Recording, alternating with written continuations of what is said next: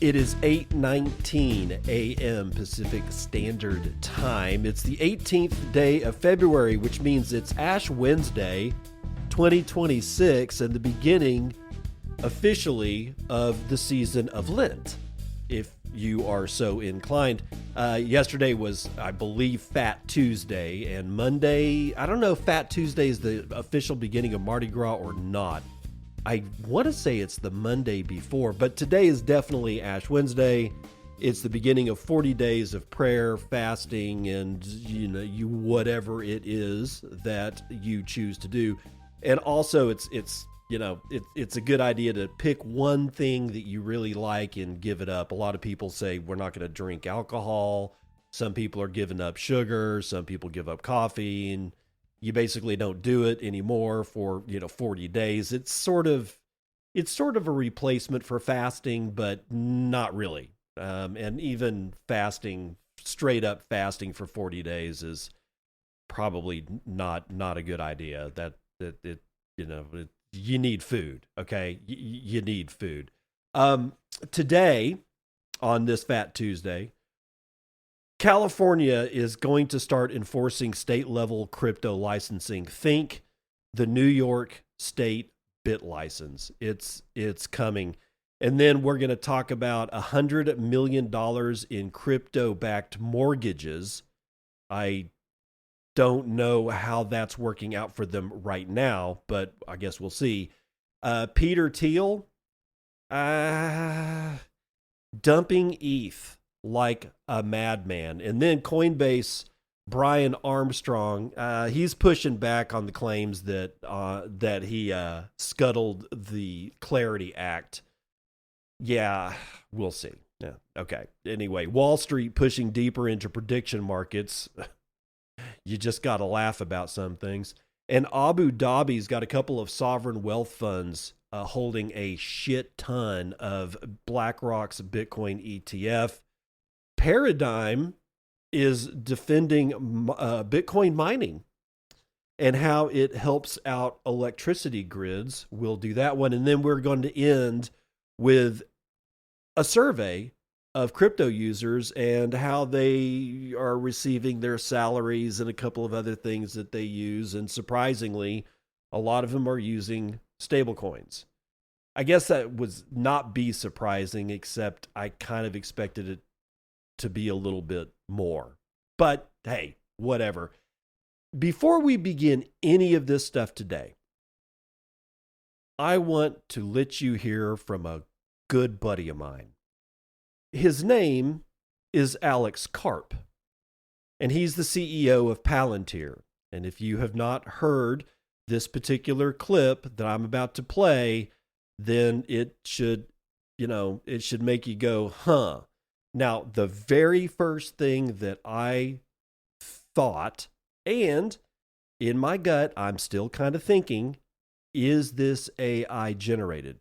Because one of the things that he says is so freakishly outlandish. Well, just listen to it for yourself. Alex, as always, we have a lot of individual investors on the line. Is there anything you'd like to say before we end the call? When it's necessary to scare enemies and on occasion kill them. And we hope you're in favor of that. We hope you're enjoying being a partner. And we're really happy and very, very focused on what we're doing. I want to be very clear and I want to be very fair. I clipped that. I'm going to give you the whole clip right now because honestly, if you just listen to what I edited together, it doesn't give you just how frightening this guy actually is. Again, Alex Karp, CEO of Palantir. Palantir, and if you don't know what Palantir is, I highly recommend that you start looking into it. I'm going to play you the entire clip now. And this is one of the things that frightens me the most. I just wanted to make sure that you understand as he's going through his spiel that you didn't miss what he said about killing and scaring people. Alex, as always, we have a lot of individual investors on the line. Is there anything you'd like to say before we end the call? We're doing it. We're doing it. And I'm sure you're enjoying this as much as I am. Let's not talk to analysts about the burden of being right. our burdens of investing in ontology, our burdens of actually looking at the math, the burden of reading what the Rule of 40 is, the burden of being honest about what an enterprise software company is, or the burden of explaining to your friends that you're really happy. Maybe we should just stop talking about it. I'm very happy to have you along for the journey, and you are partners for us. Every Palantirian, we are crushing it. Everyone else who's listening, we are dedicating our company. We have dedicated our company to the service of the West and the United States of America, and we're super proud of the role we play, especially in places we can't talk about. And we love our success in the U.S. and globally. Also, we are doing in the United Kingdom and many other places. Palantir is here to disrupt and make the institutions we partner with the very best in the world, and when it's necessary, to scare our enemies and on occasion kill them. And we hope you're in favor of that. We hope you're enjoying being a partner, and we're really happy and very, very focused on what we're doing. Thank you for your time. Death, disruption, disorder, wrapped in the giddy manifestations of a geek. This guy has a PhD in philosophy. He's the co-founder and chief executive officer of Palantir Technologies, which is a Peter Thiel item. We always heard about Peter Thiel, not so much about this Alex Karp guy. This dude scares the piss out of me. The fact that he can be so giddy, so laugh happy, so slapstick, and then move right into statements of scaring people and killing them. And we hope you enjoy coming along for the ride, you Palantirians. That also caught my attention. The fact that he's anthropomorphizing people that are involved with Palantir Technologies as Palantirians. It's like Ethereans. In a way, we could even say, yeah, Bitcoiners. But I mean, I don't think either camp wants to go scare and kill people. This is a frightening, really frightening clip. And the audio comes from a video clip that was it was a conference call. It's really, honestly, the video quality of all the clips that I've seen is really terrible video quality, which is one of the reasons why in my gut, I'm still, thinking, is it possible that we find out that this is AI generated? I don't know. But there was another clip, and I don't have it, and there's no reason to play it. But there was another clip of this guy. He was at a conference, or he was being interviewed on stage somewhere just a few days ago. And he was saying that, remember what he said in this clip about he's just tired of all the people, detracting from what Palantir is doing, the guys that are argumentative, the people that are, against them. And at during this interview that I saw, he said that he really would like to see fentanyl-laced, watered-down urine sprayed on the detractors from drones. And it was a quip, and he was just as giddy and just as slap happy as he was that you heard in this clip. This is a dangerous individual. This is what happens to humanity when we don't gird ourselves against absolute fucking evil. This is exactly what happens. You get people like this that are just so detached from reality that they end up being monsters. This guy is a monster. Make no mistakes about it. Let's get into the news. California begins enforcing state-level crypto licensing with DFAL. Vismaya V is writing this one for Decrypt. California has set a firm licensing clock for digital asset firms that want to keep serving residents of the state of California.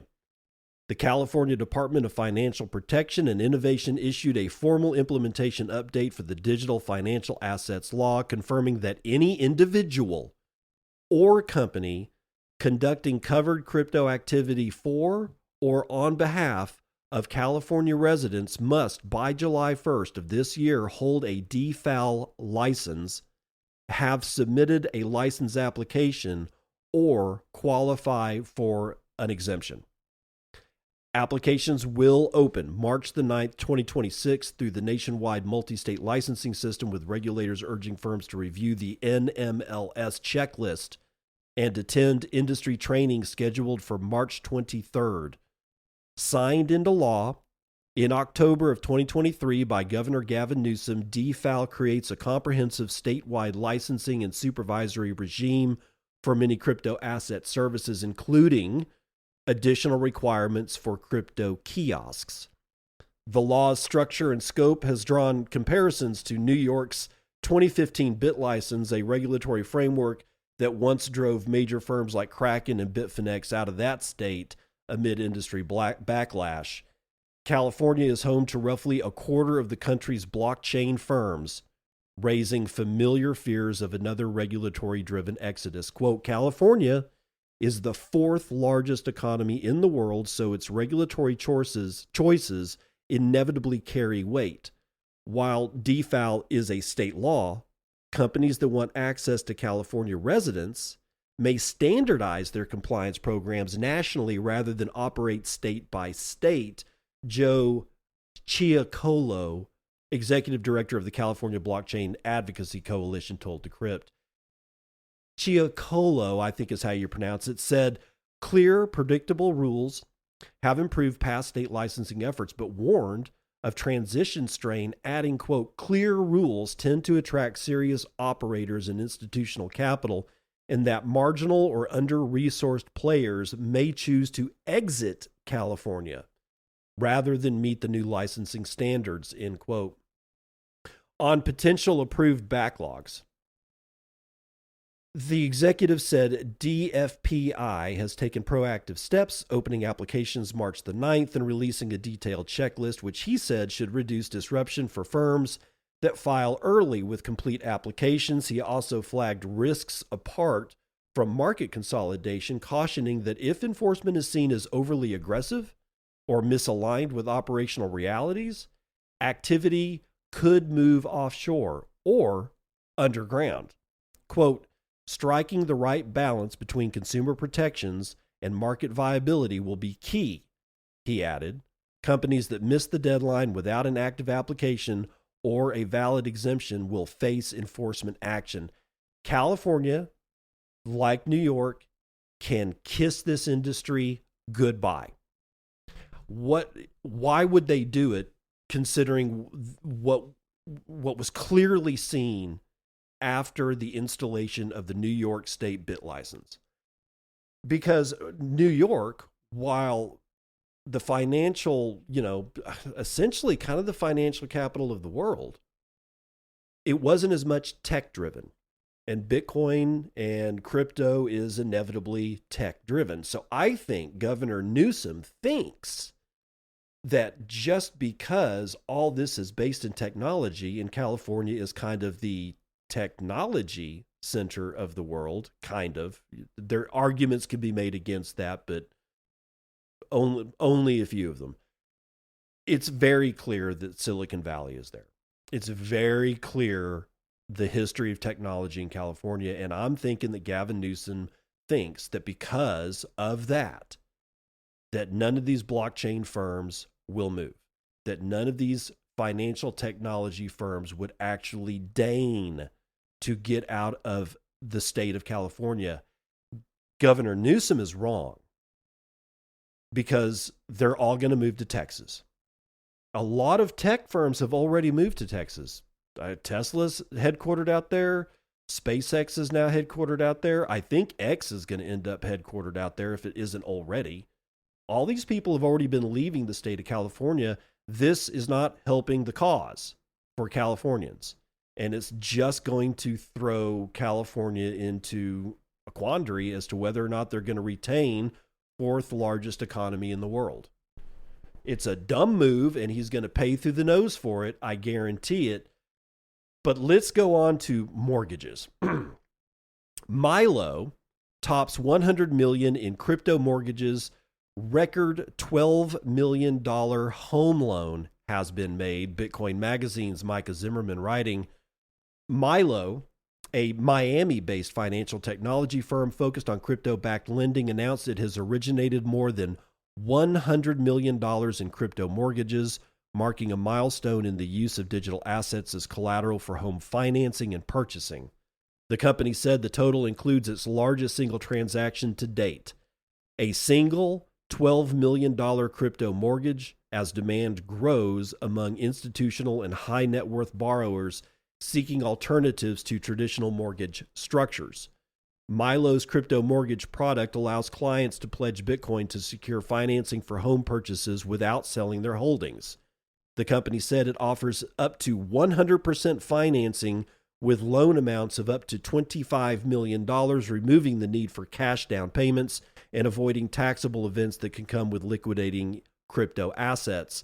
Chief Executive Officer Josip Rupina said the milestone reflects broader adoption of crypto-based financing. Quote, crossing $100 million in originations demonstrates the maturity and stability of our lending infrastructure. We've moved beyond proving the concept. Now we're proving the execution. End quote. Milo said its mortgage portfolio has not experienced any margin calls. Oh, well, that's just grand. And that its interest rates average around 7%. The firm attributed its underwriting approach to AI-driven servicing and real-time collateral monitoring, which it said allows for faster risk assessment compared with traditional lenders.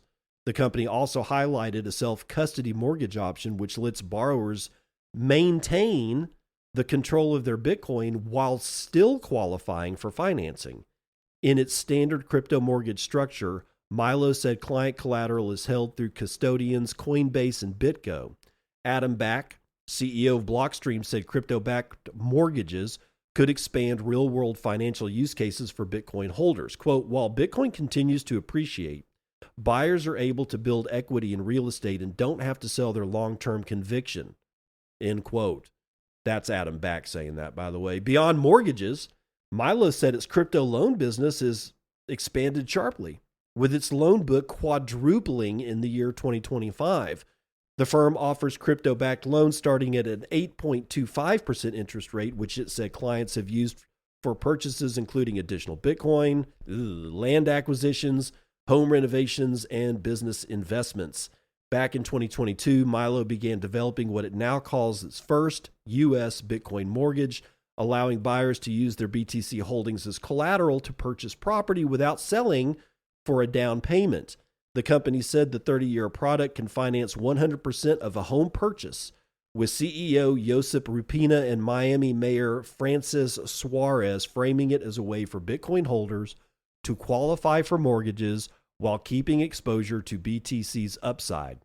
Milo operates as a licensed lender and said that it's SOC 2 audited, positioning its products within regulatory oversight as crypto lending continues to develop in the United States financial market. So there's nothing in this story about a collapse of their business model, given the fact that a lot of these loans, you know were made at valuations of over $100,000 per coin. So are they solvent? Are they good? According to this particular, story, they are. But damn, this is the danger with making loans against a volatile asset.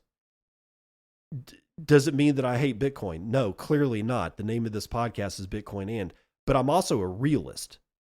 I mean, we are in extremely volatile times right now.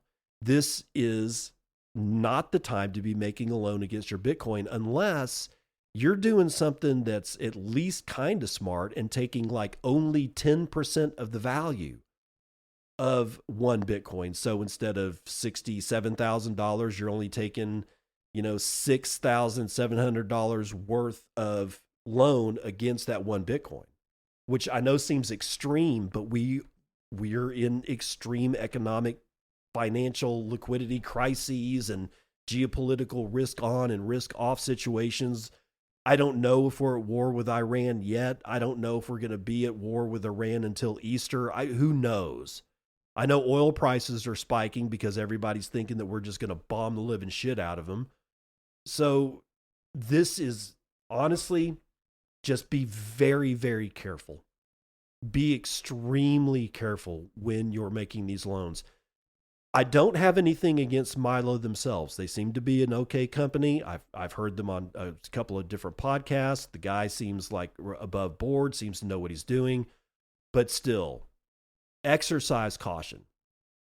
And don't get involved with Peter Thiel or anything that he's involved with, because as his buddy over there, Alex Karp, is a fucking psycho. So let's see what's going on with Ether and Peter Thiel. His founders fund dumps every single share of something called ETHZilla. This is out of CoinDesk, written by Omkar Godbold. Digital asset treasury firms with a sole business of investing in tokens have fallen out of investor favor. And how? Billionaire entrepreneur and co-founder of PayPal and Palantir's technology, Peter Thiel's venture arm has wiped its slate clean of ETHZilla, selling every last share of the Ether hoarding digital asset treasury firm by the end of the last year. Fresh paperwork filed with the SEC shows. Thiel's Founders Fund now shows a big, fat 0 in ownership, down from a 7.5% stake in August of last year. ETHZilla, a crypto investment firm based in Palm Beach, mimics Michael Saylor's Bitcoin hoarding firm strategy. ETHZilla started as I love this, a failed biotech stock called 180 Life Sciences before pivoting hard to the Ethereum treasury model, amassing over 100,000 ETH tokens at its peak. The fund, however, panicked as markets peaked in early October, and $40 million in Ether for buybacks, then $74.5 million more in December to reduce debt from convertible notes. And according to Bloomberg, the firm is pivoting hard again, spinning out ETHZilla Aerospace to offer investors tokenized slices of leased jet engines. You can apparently lease an engine to load into your Gulfstream 4 or whatever. I've never even heard of this. Maybe they mean leased jet airplanes, but it wouldn't surprise me if you could lease an engine. This whole thing is bizarre, but Peter Thiel's completely bailed out of that company. Ether is a shit coin. Please remember that. Always remember that. But one thing that you can trust is Bitcoin Beans. BitcoinBeans.co. That's BitcoinBeans.co, where you can get some chocolate, y'all. And some really good chocolate, by the way. Bitcoin Beans takes proof of work from the mine to your mug. Regeneratively grown Colombian cacao, hand-selected by farmers, paid in Bitcoin, lab-tested for purity, and priced in sats. This is whole bean cacao, not candy. It is proof of work you can taste. Go to bitcoinbeans.co. That's bitcoinbeans.co. Use Bitcoin and to receive a 5% discount on your purchase. And honestly, go to bitcoinbeans.co and look at their pictures. Just look at what they produce. These are some of the finest bricks of chocolate I've ever seen in my life, and I've got one of his bricks of chocolate. I am in love with my brick of chocolate. I slice off a couple of, chunks of this pure 100% cacao. No milk, no sugar. It's not candy, it's food, and I just munch on it. Is it bitter? Yeah. If you're one of the people that, like me, that grew up on milk chocolate, then you don't know what chocolate actually tastes like. That's an issue. That is a real issue. What we get is so filled with sugar and milk that we barely even taste the chocolate. I guarantee you probably don't know what actual chocolate tastes like. The only way to get that knowledge is to go to bitcoinbeans.co. That's bitcoinbeans.co. You can buy a 1 pound brick of chocolate, or you can buy cacao nibs, which is it's processed insofar that the cacao beans are harvested and then they're fermented. This is the way chocolate is done. And then they're dried and then they're crushed and then they're pulverized under heat. And then that's when you start getting into the liquid form of chocolate. But before that last step, if you just crack the beans that have been fermented and dried, you get what's called cacao nibs. I use them to grind with my coffee to make some of the best coffee I've ever had in my entire life. Go to bitcoinbeans.co, look at the pictures, and use Bitcoin and for 5% off your purchase. Now, Coinbase CEO Brian Armstrong addresses paper Bitcoin claims and claims Bitcoin ETFs are indeed fully backed. Do you believe him? I mean, this is Brian Armstrong. Micah Zimmerman is writing this one for Bitcoin Magazine. Executives at Coinbase used a recent company Ask Me Anything call to address growing scrutiny around Bitcoin exchange-traded funds, defending the firm's dominant role as a custodian and pushing back against claims that spot Bitcoin ETFs are backed by, quote, paper Bitcoin, rather than actual real assets. Responding to a question from Bloomberg's James Seifert, Coinbase CEO Brian Armstrong said the company holds a commanding share of the U.S.-listed Bitcoin ETF custody market, estimating Coinbase's share at more than 80%. I don't like this. He framed that concentration as a competitive advantage rather than a risk. Of course you would. Of course you would say it's a competitive advantage rather than a risk. No, it's actually a risk. You are the most ginormous honeypot when it comes to Bitcoin that exists on the face of the planet. That means you're the target. Quote, we do have pretty dominant market share in terms of custody for the ETFs. I see that as a strength. We're the trusted counterparty on the institutional side. I think we're far ahead there, and it's a great business for us, Armstrong said on the call. And then he acknowledged concerns about concentration risk, but then noted that large ETFs often diversify custodians as assets scale, which has allowed competitors to gain limited market share over time. Armstrong said Coinbase remains the dominant custodian for U.S. Bitcoin ETFs with roughly 80% market share, while noting that larger funds often diversify custodians as they scale, a shift that he called healthy and good. Armstrong touched on the security of Coinbase's custody infrastructure, pointing to cold storage systems that are regularly penetration tested and audited. He said Coinbase has secured patents related to its custody technology and employs cryptographers to harden defenses against attacks.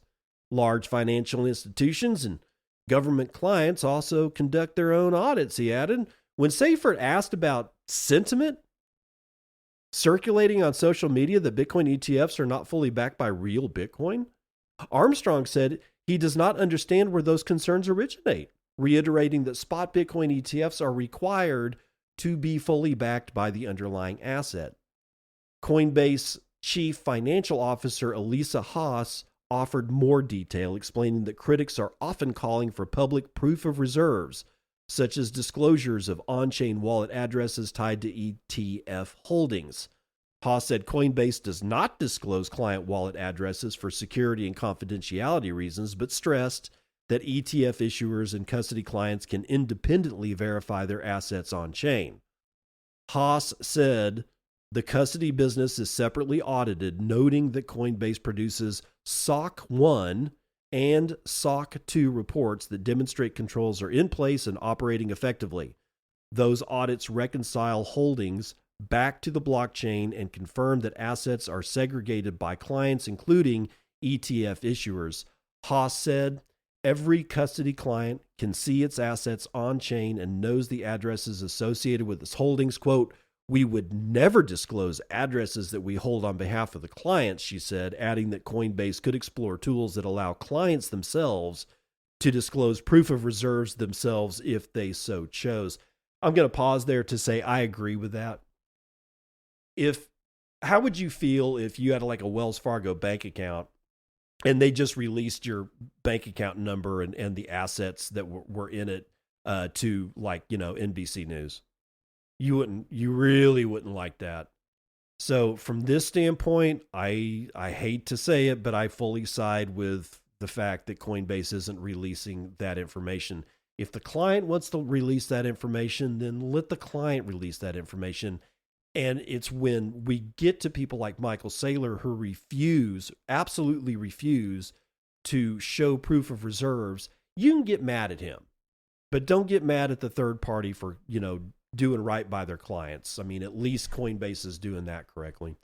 Later on in the call, however, Armstrong and Haas addressed regulatory developments around Coinbase's stance on the proposed Clarity Act. Armstrong pushed back on claims that Coinbase withdrew support for the bill, saying that the company just simply objected to the specific draft that it viewed as unworkable. Coinbase has spent more than $100 million over several years advocating for regulatory clarity, Armstrong said, arguing that earlier drafts made concessions to traditional financial trade groups that could stifle crypto innovation. He said negotiations are ongoing, and then said that the company expects a market structure bill to pass, and argued that statutory clarity would provide long-term certainty beyond shifting leadership at agencies like the SEC. So he's saying he didn't scuttle the bill, because a lot of people were saying, oh, it's Coinbase pulled support, so the Clarity Act died. I don't think Coinbase has that much pull on the Clarity Act.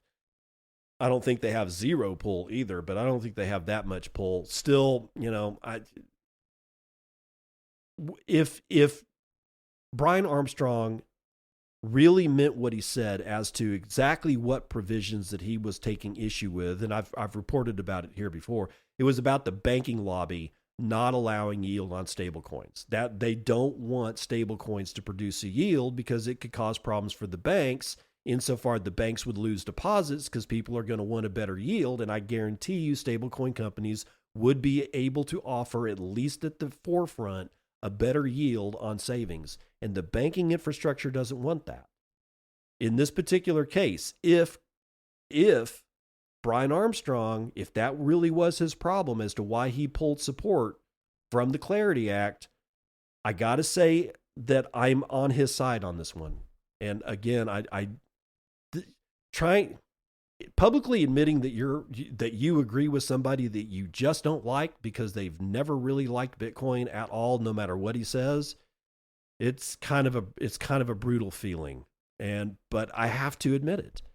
I don't think Coinbase should be releasing proof of reserves for clients. The clients should be releasing proof of reserves.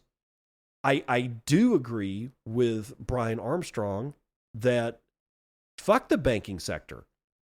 They're going to die anyway. What you might as well rip the Band-Aid off, or at least put the poor crippled beast down where it is instead of trying to drag it to the vet and save its life. Fuck them, man. Let's run the numbers.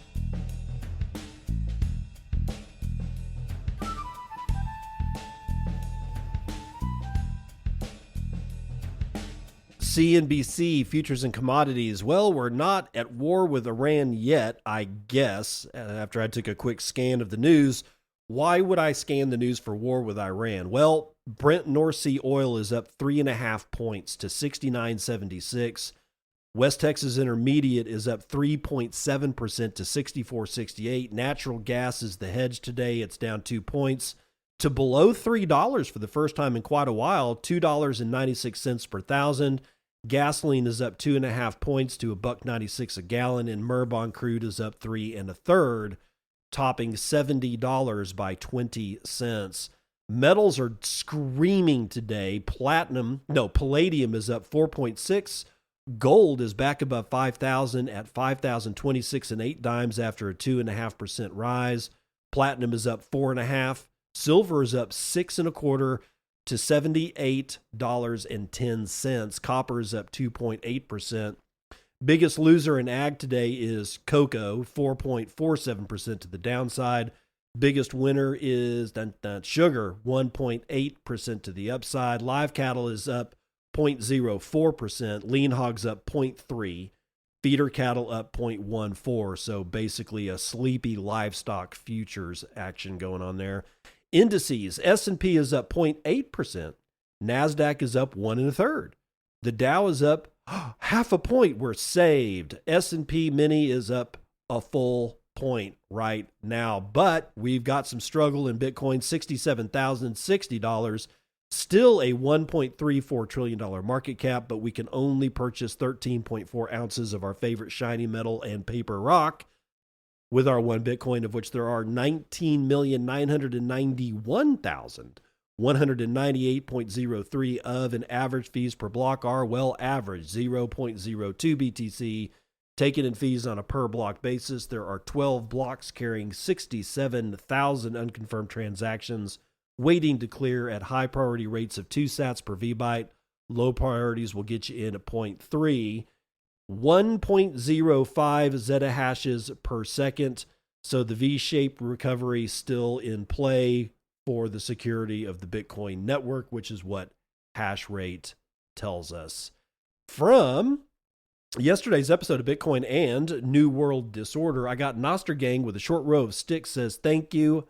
Thank you. No, thank you. Paul Cernine with 500 says, thanks for another insightful episode. Love the combination of news and your own personal takes on the topics. Keep up the good work. Stay safe, and I'll see you on the other side, brother. Yeah, all right. We'll have a party with the hookers and the blow when we get there. Your user Nat with 1,000 sat says, thanks always for your show. I'm still learning about BIP 110, but be careful of the FUD. Being objective is hard, particularly when you need to know the technical details. Check privkey.substack.com. He's actually got it's a very long URL. I can't read it all here. It's not human readable. Anyway, always appreciate your work, and I appreciate you, sir. Nick Dose with 152 says, cheers. Cheers right back at you. Jay with 2100 says, thank you, no thank you. Code with 500 says, nothing. Wartime with 333 says, cheers with an emoji. And that's the weather report.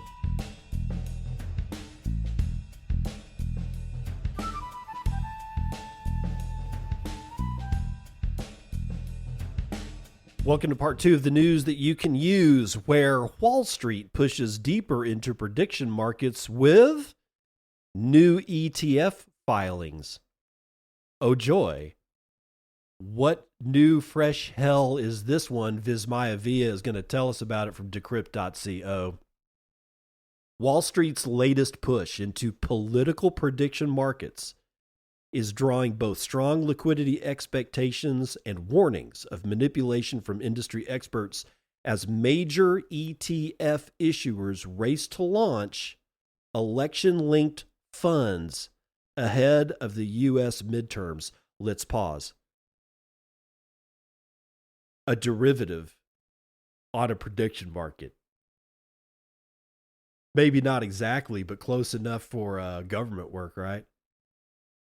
An ETF, you're going to buy an ETF linked to a bet on a prediction market.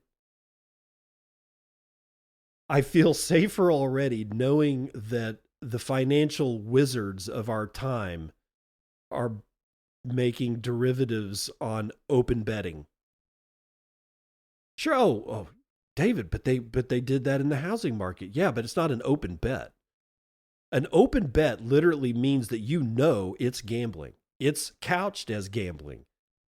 It's a prediction market, right? I mean, yes, it was gambling back then too, but it wasn't out in the open like this is. This is 100% transparent, in your face. We're building an ETF based on a bet.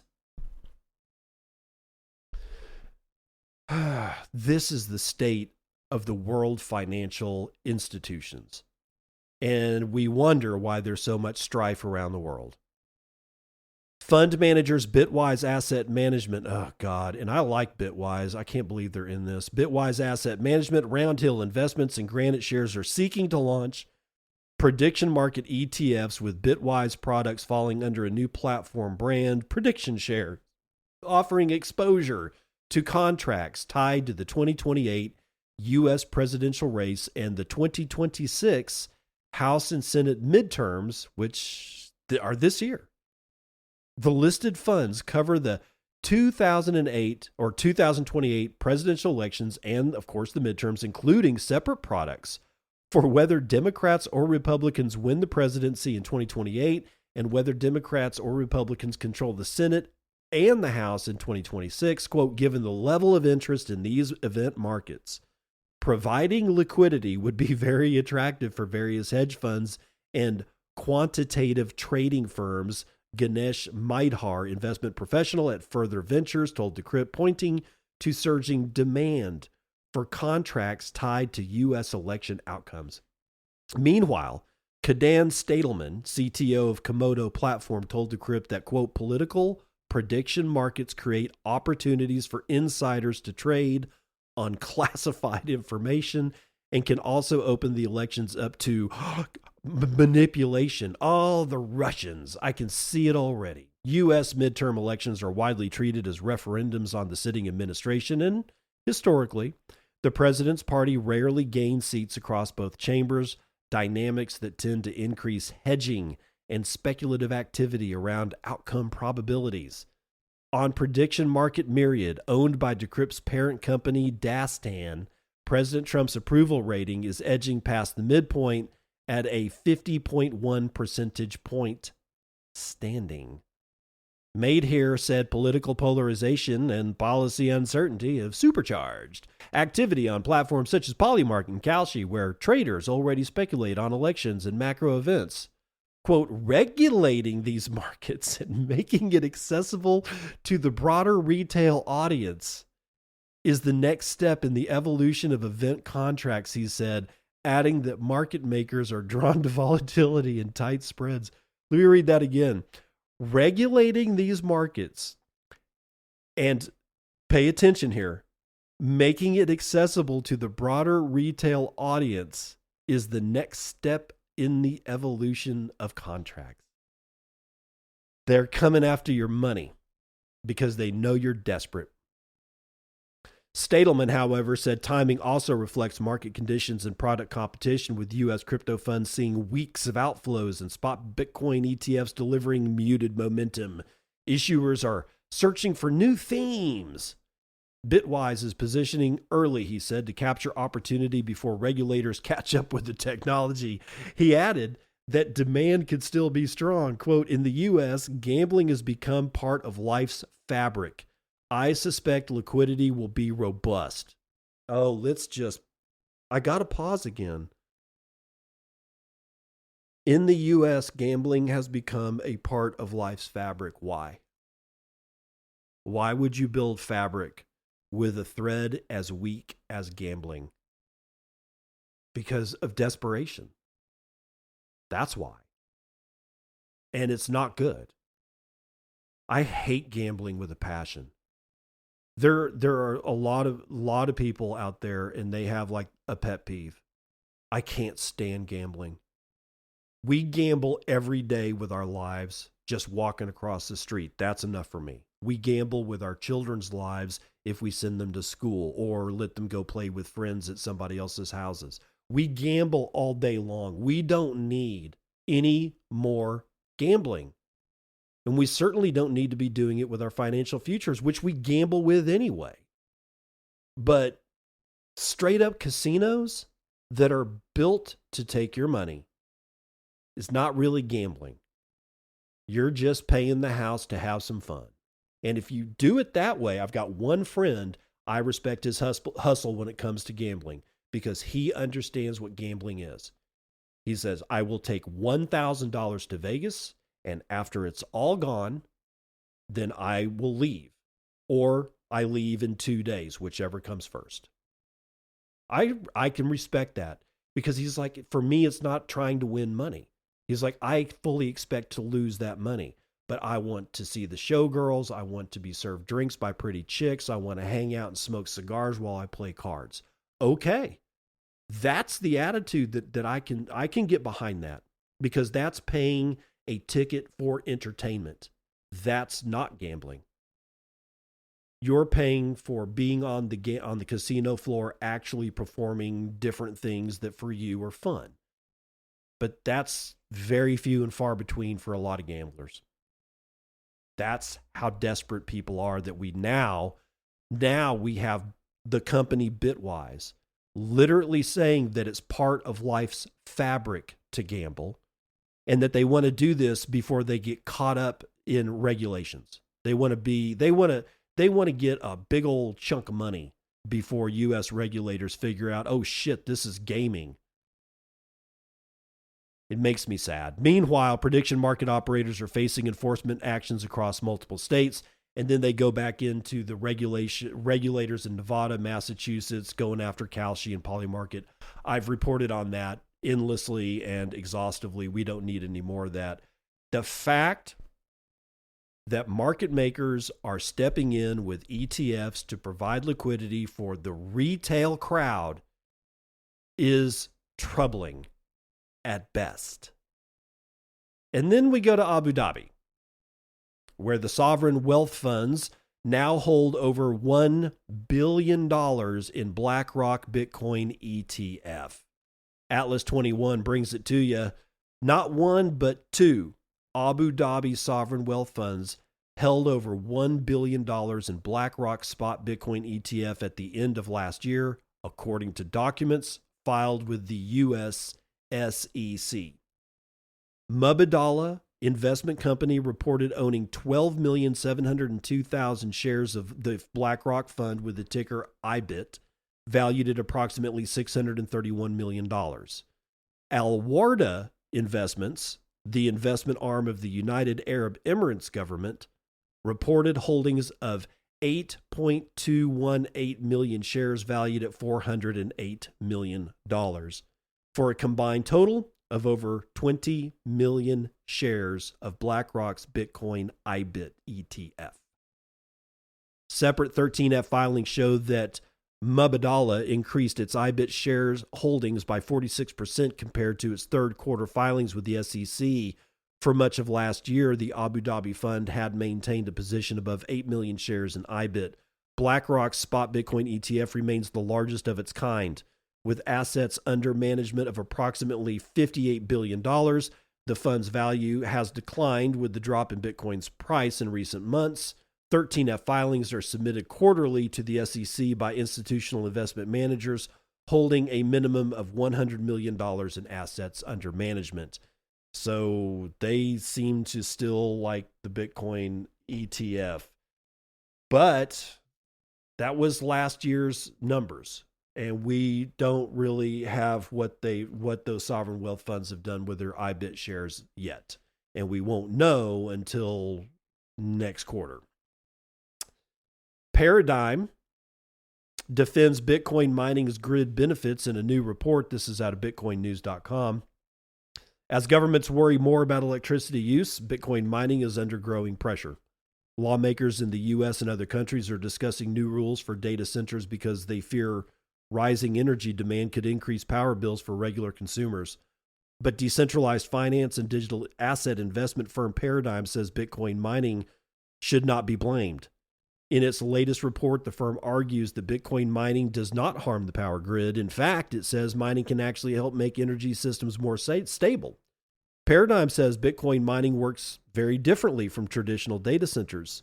Most data centers run nonstop, no matter how expensive electricity becomes, but Bitcoin miners do not. Mining only makes sense when electricity is cheap. If prices rise too high, miners shut their machines down because they don't want to lose any money. This means miners naturally avoid using power when a electrical grid is under some kind of stress. Because of this, Paradigm says Bitcoin mining should not be grouped together with AI data centers or cloud compute facilities when governments write energy rules. Mining is energy intensive by design. The Bitcoin network relies on a proof-of-work system. However, miners operate under a strict break-even price per megawatt hour. If electricity prices rise above that level, mining becomes unprofitable, and operators just shut down their machines. In cities and communities, electricity demand changes throughout the day. People use more power in the mornings and evenings, and much less during midday or late at night.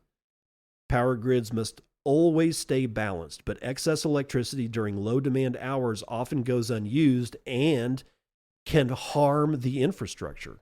Quote, mining operations are most effective when run during periods of low power prices, the firm explains. They use electricity when demand is low and prices are cheap, then reduce usage when demand rises. And Paradigm added, quote, this means that by its very nature, Bitcoin mining counterbalances the bulk of the average community's energy consumption, bringing equilibrium to the grid, not strain. Rather than burdening the power grid, it instead plays a role in balancing energy flows, end quote. Bitcoin mining does use a lot of electricity, but Paradigm says the scale is often misunderstood. According to the firm, Bitcoin mining uses about 0.23% of global energy and produces around 0.08% of global carbon emissions. That is far less than many critics claim. Paradigm also criticizes studies that measure Bitcoin's energy use on a per transaction basis. Mining energy is not linked to how many payments are made, but to how the network stays secure. This makes per transaction comparisons misleading. The report also says Bitcoin mining is often powered by renewable energy like wind and solar. These energy sources produce the most power when demand is usually low. Because electricity is hard to store, excess renewable energy often just goes to waste. Quote, Bitcoin mining is naturally driven towards cheap, abundant, and renewable electricity. Bitcoin miners can use this surplus energy. This helps renewable energy companies earn more money from power that would otherwise just be wasted, encouraging more clean energy development. In places like Texas, miners have also joined programs where they voluntarily shut down during grid emergencies. This helps prevent blackouts and reduces pressure on the system during extreme weather conditions. Some miners are part of programs that allow grid operators to control their electricity use. AI and cloud compute data centers need to run continuously no matter the cost. They can't afford to shut down. However, during shortages, Bitcoin miners can be switched off quickly. During surplus periods, they can switch it back on. The load switching process is extremely fast and easy. Paradigm says these programs save money for consumers in Texas. The cost of certain grid support services fell sharply after miners joined these programs. Although it may seem strange that, to pay companies to turn off their machines, the firm argues that the savings for the grid are greater than the cost. Despite these arguments, political scrutiny is increasing. That last one part is a little misleading. They don't necessarily pay the companies to shut down their machines. These companies buy electricity in bulk. And when they do need to shut down the machines, they sell the contracts for the usage they sell the electricity that's in their contracts back to the grid for a few cents more per kilowatt hour than what they paid for it in the contract. So they actually get a little bit of money out of it. They don't get paid directly, right? It's not like, hey, we're make a phone call, tell them to shut down, and we'll give them $100. It's not that way at all. But there's another part of this story that I want to reread this. Paradigm says Bitcoin mining should not be grouped together with AI data centers or cloud computing facilities when government writes energy rules. Correct. Because Bitcoin mining is wholly different than AI. And if we do not beat that drum and beat it loudly and for a very long time, we're going to allow Bitcoin mining to be grouped in with AI and compute energy demand. And we don't want that. We want to stay as far away from that shit as possible. Why? Because the blue hairs are coming for AI. I guarantee it, especially when they start losing their jobs. They're going to blame AI and they're going to look for the Achilles heel, and that's going to be electricity. We do not want Bitcoin anywhere around AI. So just be aware that FUD is coming. It's going to be spillover FUD. That's the way it's going to work. So just be aware. All right. 39% of crypto users use stablecoins to receive their salaries. Atlas21.com finishes us off. A global survey commissioned by BVNK and conducted by YouGov has revealed that 39% of crypto users receive their income in stablecoin, while 27% use them for daily payments. The research highlighted reduced fees and faster cross-border transfers. The survey involved 4,658 respondents across 15 countries during September and October of 2025, including adults who own or plan to acquire cryptocurrencies. Stablecoin users hold an average of approximately $200 in their wallets globally, while in high-income economies, the average rises to $1,000. For those receiving salaries in stablecoin, these assets represent about 35% of annual earnings on average. The results show differences between various economic regions. In lower middle income economies, 60% of respondents report owning stablecoin compared to 45% in high income economies. Africa registers the highest ownership rate at 79% and the largest increase in holdings over the past year. Those using stablecoin for international transfers report savings on fees of 40% compared to traditional remittance methods. The research highlights strong interest in traditional banking integration. 77% of respondents would open a stablecoin wallet with their main bank or fintech provider, while 71% would want to use a connected debit card to spend stablecoin. More than half of crypto holders have made purchases specifically because the merchant accepted stablecoin, a percentage that rises to 60% in emerging markets. Regarding management, 46% of respondents prefer exchange platforms, followed by payment apps with crypto functionality like PayPal or Venmo, and mobile crypto wallets account for 39%. Only 13% would prefer to hold stablecoin in hardware wallets. So 39% of crypto users. That's a pretty small slice still. But the number I'm looking at is that 79%.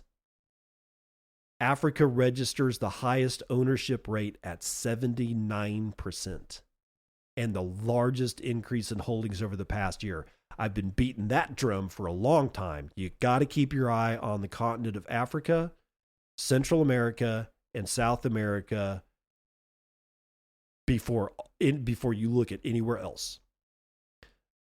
Poorest regions on the planet. And it makes sense that the poorer you are, the more you gravitate to something that cannot be printed. The problem with stablecoins is that it can be printed, and it's being printed now, and it's a stopgap maneuver. But for them to be able to make remittances, to not have to worry about a bank account, to not have to worry about any of this bullshit, of course they're going to adopt it faster. And that is going to be a reflection of worldwide adoption of Bitcoin in general. Africa, Central America, South America, the poorest regions on the planet will be the first adopters. It will be the West that will be the last people per capita to actually get into the thing that's going to save their ass. Because we feel in the West that we don't need it. It's a speculative asset. It's a risk asset. It's an investment. We don't look at it for what Bitcoin actually is. Money that has nothing to do with political pressure ever. All right, let's just reflect a little bit about the very first of the show and our friend Alex Karp from Palantir Technologies. Everything about Palantir always scared the piss out of me. But now, after listening to the CEO literally laugh himself into the sentence, and then we scare them, and then we kill them, is frightening beyond measure for me. And it should not escape the gut feelings of anybody within the sound of my voice that, oh, he didn't mean it. Oh, he's hyperbolic. Oh, yeah, no. No, this guy is a lethal monster. And I used to tell my kids when they were like really small that monsters do exist, but not in the way they think that they exist. There's nothing under your bed. There's nothing hiding in your closet. It doesn't have horns and sharp, pointy teeth and nasty, bloody, dripping claws or skin that looks like it belongs to an octopus. Those monsters don't exist. You know why dead humans don't scare me at all? Because they're the ones that can't hurt me, and I know that. Oh, I'm creeped out by dead people. You shouldn't be.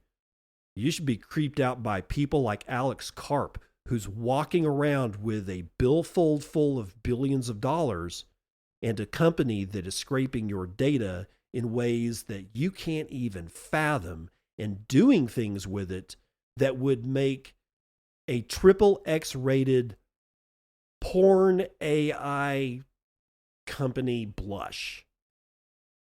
You think it's like those companies are coming where it's going to be really disgusting pornography. If they're not already here, they're on their way, and they're going to use like actresses and actors to do things that are just fucking unnatural. And if you think that's bad, you have no idea what they're doing with our data. Oh, they're just scraping it. Oh, they're making an email list. Oh God, no. Oh, well, okay. Well, they're networking people together and figuring out who we're friends with. Well, yeah, they're doing that, but that's, I could sit here and I could list 1,000 different ways that they're using our data in the most mischievous, black ops, crappy ass ways. And it wouldn't hold a candle to what I can't think of, to what you can't think of. We think we know what they're doing with our data. We don't. But one thing we can be sure of is that the CEO of Palantir Technologies is not what he appears to be. He is not a giddy, what do they call him? He's not a nerd. He is a cold-hearted, cold-blooded killer. And what he does with our data is probably the kind of thing that if you found out, you would gasp. Keep that in mind, because I saw a lot of people on Twitter defending him. Because that's where I pulled that clip from. People were like going, I can't believe you said this. And there was a whole bunch of people that immediately piled in, and maybe there were bots, I don't know, saying, well, God bless the United States. Thank God it's a United States company. Isn't this what we do with enemies? Don't we scare them and then kill them? Dude, you don't know who they're regarding as the enemy. And if you think that just because you're a United States citizen that you're not the enemy, oh boy, I got all kinds of shit that doesn't exist that I can sell you. Be careful out there, folks. I'll see you on the other side. This has been Bitcoin and I'm your host, David Bennett. I hope you enjoyed today's episode and hope to see you again real soon. Have a great day.